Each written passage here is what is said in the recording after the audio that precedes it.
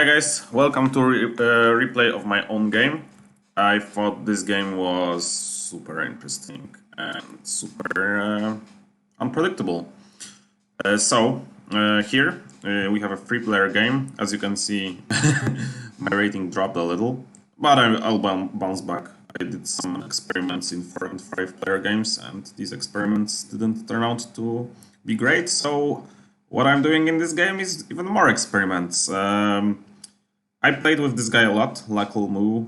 He's pretty good, and he's like a committed player, I would say. He's very annoying to play against because he always either goes full green or buries green like crazy.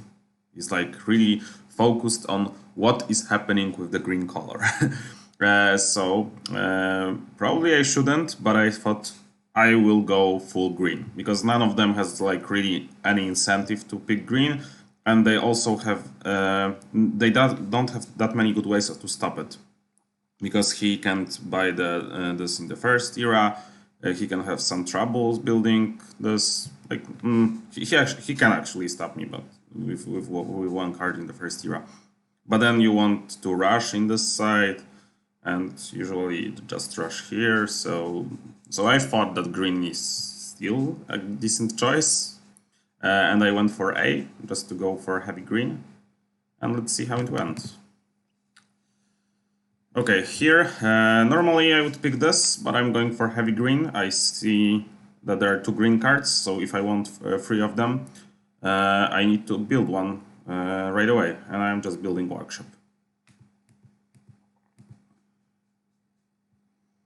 Okay, here is when the fun starts, because I passed him that double resource, but he doesn't take it. I picked a loom because I need to pick that from the other hand. Here my plan was also why I went A, because I knew that for these 2 stages, as you can see, they are totally in sync with the Colossus. So my plan was to get trading to the Colossus, because I'm like, this was the real reason why I went A. Now I remember. Sorry guys, I'm a little tired today. I knew that the tradings will not get picked. Kind of like he could have picked trading, but that's not really like one of the 3 first picks. And my plan was to pick the East trading to this guy to just build this of buying of him necessary cards and just have like easy access to all the necessary things. So here I picked East Trading Post. I still plan to build Scriptorium, but as you can probably tell, this guy will bury this for me. And this guy actually got like crazy resources, so cool for him. Here, Apothecary is the natural choice. Unfortunately, I won't be able to complete everything for the second stage in the first era, but I'm planning to do that in the second one. Yeah, he's getting more resources, which is nice. Here I'm just getting press to get the Scriptorium, but of course I won't get the Scriptorium because he correctly buries the card, which is, yeah, what he should do. Here there are a couple of choices. I can either West trade to this guy to just have access to everything immediately. I can build Stockade even to just win against this guy, maybe, and just go for the heavy red with these things, because they let me build 3 red in the second era, and I can just go to 5 probably, really easily. But what I end up doing is just throwing away for money, because I will struggle for money. I need them for my greens, and it was looking quite promising for greens, because for him to bury, he first has to build the stones, then he can start burying. He can bury 1, but that's okay for me. So I thought that I'm in a decent place still. And this was even better, because he doesn't want to build this fast, so he cannot bury anything. He cannot bury anything at the moment.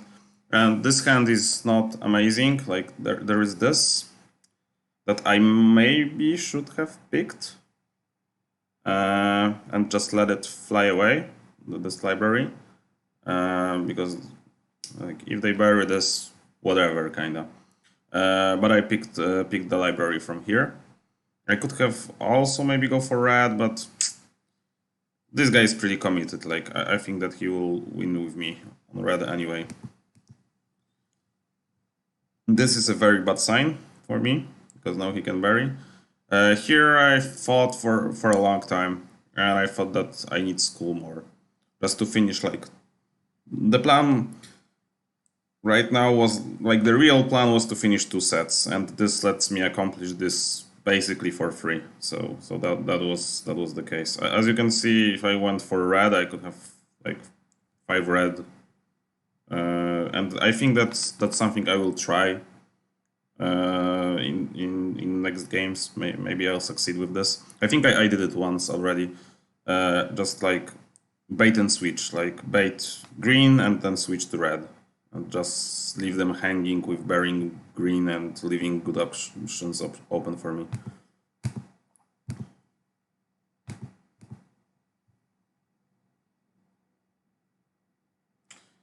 Here, as you can see, I'm broke again, and that's why maybe this choice wasn't the best. I don't have anything good to pick. I already have this, right? So, like, with this, I was kind of limiting my choices as well.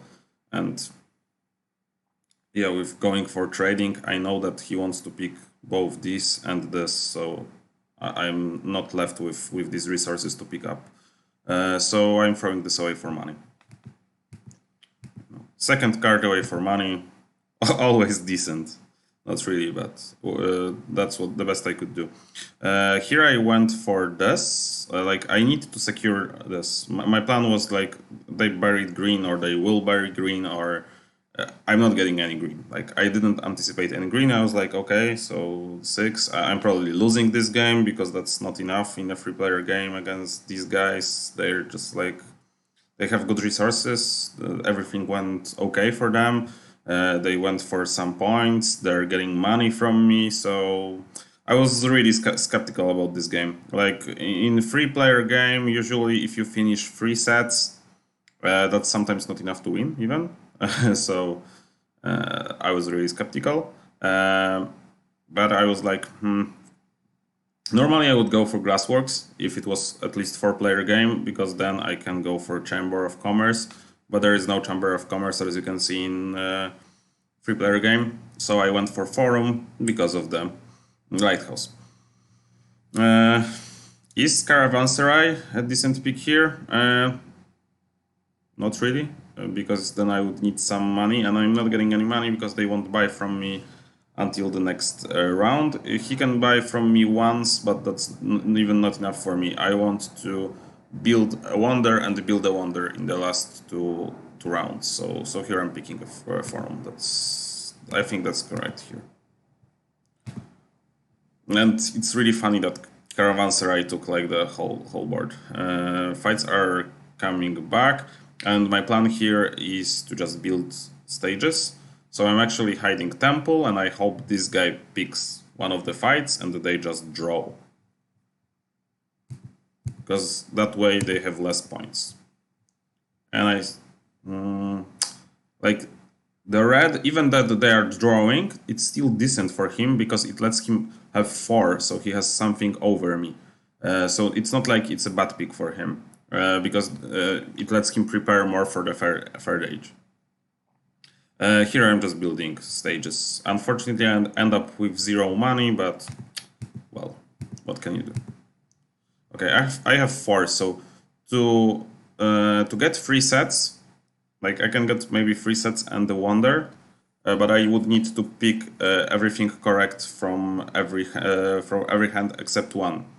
And if I want to do that, I won't have any money because they won't pay me that much. They have some, like, he can buy from me cheaply. He already has a battle, which is the most important one for him. So here I'm picking Lighthouse, and I'm quite convinced that I won't be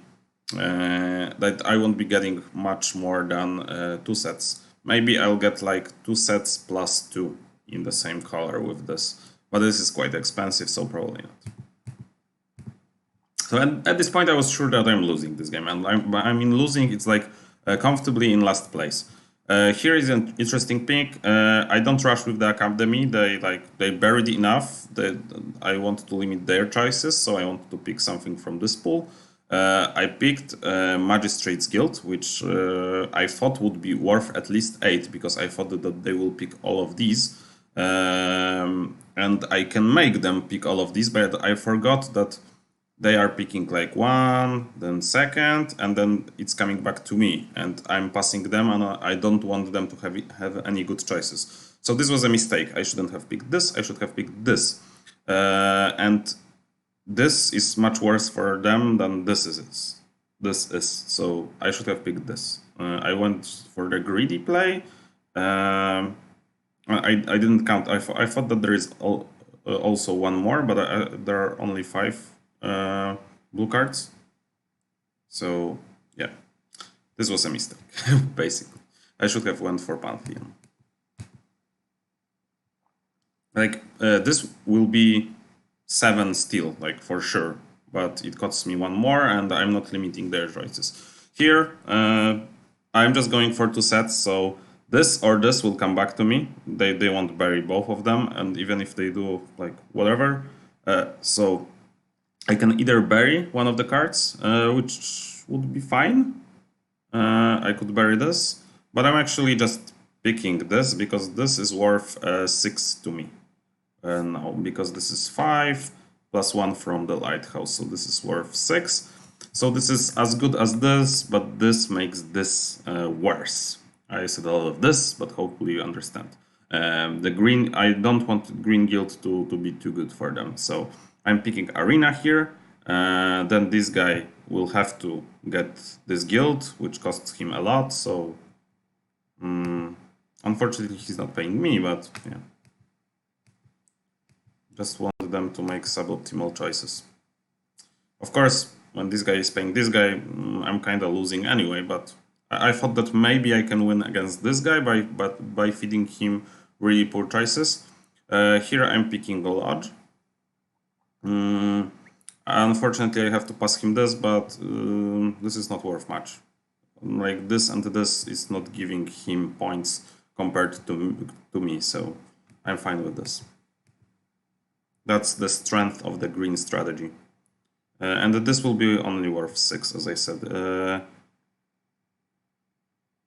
Yeah. And yeah, I made a mistake. I just realized, like, the Academy is... this maybe was a little risky, but not really. No, it wasn't. So the Academy is coming back to me, and the Academy is cheaper. So last hand, I should have buried the red card for Under Wonder. And here I should have maybe built Academy. So that's cheaper for me, and the blue guild is worth 1 more point. But on the other hand, I'm making his choices worse. So here I'm burying Gardens, of course, and from the last hand I will pick a cog. But yeah. But this is only worth 2, so I guess that I kinda didn't in the end make a mistake because of how close this was. But yeah, you will see. Yeah, and they're building red, which fortunately lets me win the whole thing. And yeah.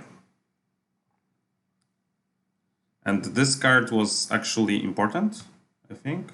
Yes, because if I didn't pick this, I wouldn't have won on the tiebreakers. So as you can see, this was like super close. I just won on tiebreaker by 4 gold. And I did make some mistakes, but I think like my whole thought process with this and with picking the A side was quite interesting. So hopefully you agree. Hopefully you enjoy this. See you later, and